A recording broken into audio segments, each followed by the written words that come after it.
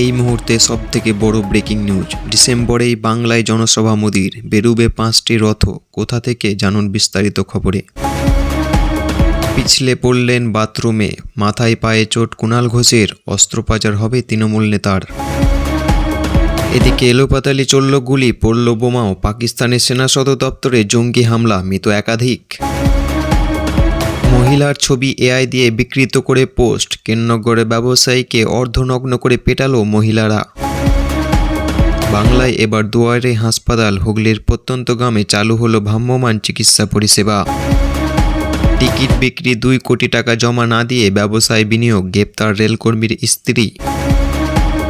চাকরির প্রতিশ্রুতি দিয়ে লক্ষাধিক টাকা তছরূপ সিভিক ভলেন্টিয়ারের, অবশেষে গ্রেপ্তার। আপনারা এতক্ষণ শুনলেন সংবাদ শিরোনাম, এবার আসছি বিস্তারিত খবরে। মুখ্যমন্ত্রীর কেন্দ্রের স্কুলে টয়লেট পরিষ্কার করছে বাচ্চারা, ভিডিও ভাইরাল হতেই বিতর্ক। বিদ্যালয় হলো এমন একটি প্রতিষ্ঠান যেখান থেকে শিক্ষার্থীরা জ্ঞান অর্জন করে থাকে, তাই তো অভিভাবকরা নিশ্চিন্তে তাদের ছেলে মেয়েদের পড়াশোনার জন্য স্কুলে পাঠিয়ে থাকেন। কিন্তু এবার ঘটল এক লজ্জাজনক ঘটনা।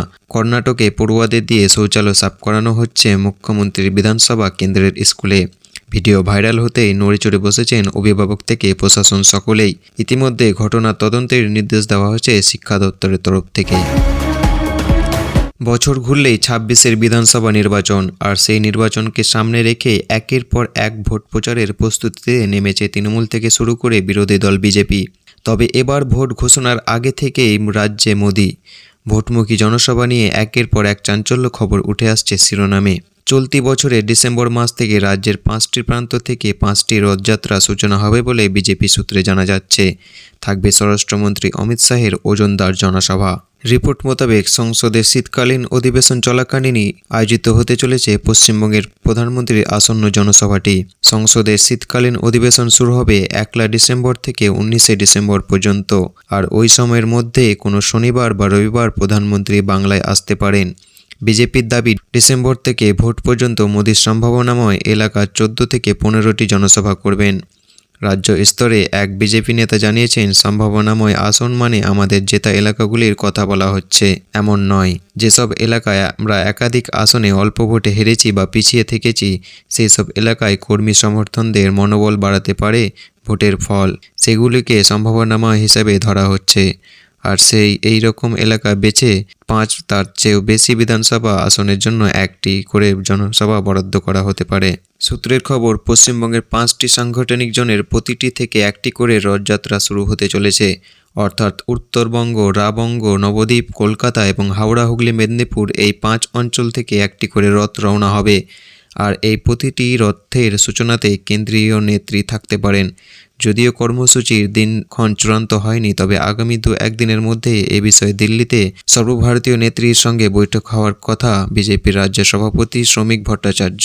এর আগেও 2021 সালের বিধানসভা নির্বাচনের আগে পশ্চিমবঙ্গে রথযাত্রা বার করেছিলেন বিজেপি। তখনও সেই 5টি অঞ্চল থেকে 1টি করে রথ বেরিয়েছিল।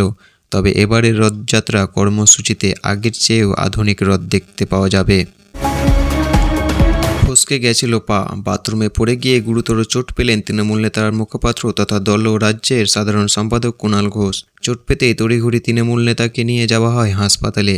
বর্তমানে সেখানেই চিকিৎসাধীন তিনি। চিকিৎসা সূত্রে খবর, যাবতীয় পরীক্ষা নিরীক্ষা ইতিমধ্যে হয়েছে। পা এবং মাথায় বেশ আঘাত পেয়েছে কুণাল ঘোষ। মঙ্গলবার হবে অস্ত্রোপচার। জানা যায়, সোমবার নিজের বাড়িতে বাথরুমে ঢুকতে গিয়ে আচমকা পা পিছলে পড়ে যান কুণাল ঘোষ।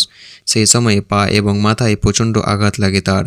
পরিস্থিতি বেগতিক দেখে তড়িঘড়ি তাকে ভর্তি করা হয় সল্টলেকের একটি বেসরকারি হাসপাতালে। হাসপাতাল সূত্রে খবর, ভালোই চোট লেগেছে কুণাল ঘোষের। হাসপাতালে পৌঁছানোর সাথে সাথেই করা হয়েছে এক্স-রে, স্ক্যানের মতো প্রয়োজনীয় পরীক্ষা। এই মুহূর্তে চিকিৎসাদের পর্যবেক্ষণে রয়েছেন তিনি।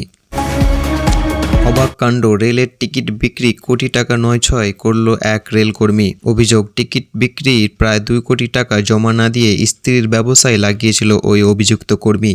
এবার সেই ঘটনায় গ্রেপ্তার করা হলো রেলকর্মীর স্ত্রীকে।